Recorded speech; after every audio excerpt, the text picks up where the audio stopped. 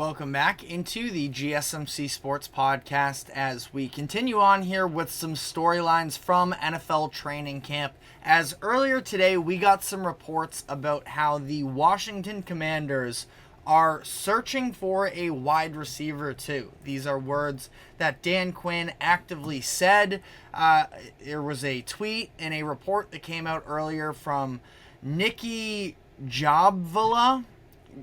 Apologies if I mispronounced there, of the Washington Post, though, that is covering the Commanders, and they tweeted out the statement earlier this morning that Dan Quinn himself said that they are, quote, in the middle of a search for a more standout wide receiver too, which definitely was a surprise to me because it feels like, at least, from public perception wise, that they've kind of had their two that they would be able to build around. And of course, Terry McLaurin and Jahan Dotson has flashed a lot of promise since entering the NFL. But apparently, he has really been struggling with drops during training camp and ultimately, just over 1,000 yards in 2 seasons worth of sample size really isn't that productive. Now, there's been inconsistency at the quarterback position in the past as well, which definitely plays into this, but supposedly, if he's not looking sharp at training camp, this is a bit of a big deal for them because the Commanders seemed like, again, they were building up a bit of that dual threat wide receiver with McLaurin and then drafting Dotson in the first round of 2022. And again, the flashes definitely stood out, able to catch 7 touchdowns his rookie season, but this past year just was not giving them the level of production they were anticipating despite being healthier in 2023.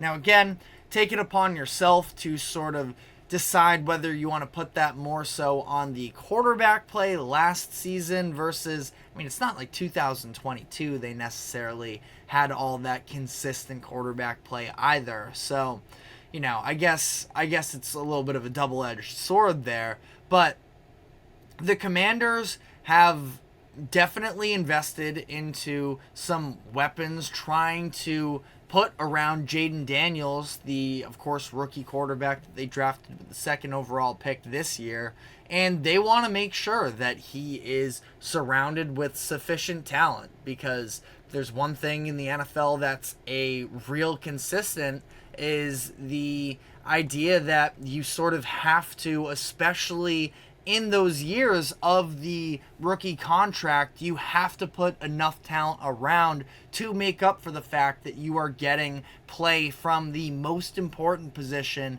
at a very cheap price. And now for the Commanders, hasn't necessarily, and again, this is Jaden Daniels' rookie season, so by no means am I saying that they've already screwed this up, because that's just far from the case. But it is very interesting to sort of look at how all of this plays out, considering the fact that Terry McLaurin only has one more fully guaranteed season on the books. It's this upcoming year, and then there is a potential out for 2025.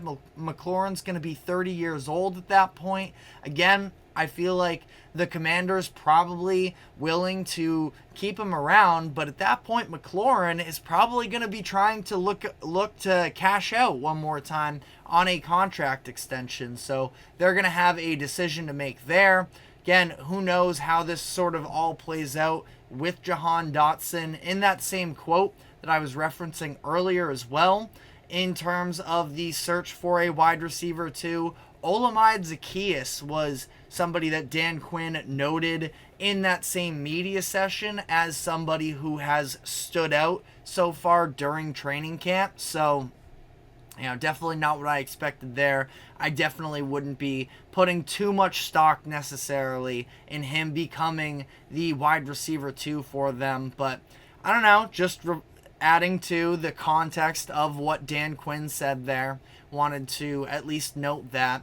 But, it's interesting because the Commanders obviously have been very much attached to the name of Brandon Aiyuk throughout the course of the offseason, as Aiyuk has hinted at wanting to reunite with his former college quarterback in Jaden Daniels, and the Commanders seem to be interested in trying to pursue a deal for Brandon Aiyuk, but the issue came when the asking price from San Francisco was reportedly too high for what the Commanders were willing to pay, and ultimately they cut off communication in terms of an Aiyuk deal. So that whole situation with Aiyuk is honestly just so messy, and I kind of don't even want to talk about it all that much until we actually get some real action on it.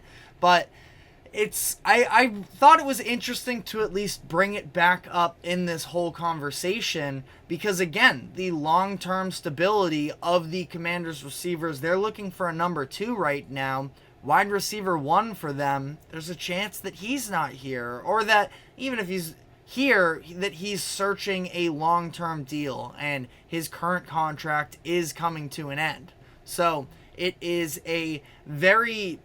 definitely going to be a position of need for them, especially as Daniels is going to be their week 1 starter. They don't have really any other options. I don't know if he's officially been named that from the team, but behind him is Marcus Mariota and Jeff Driscoll.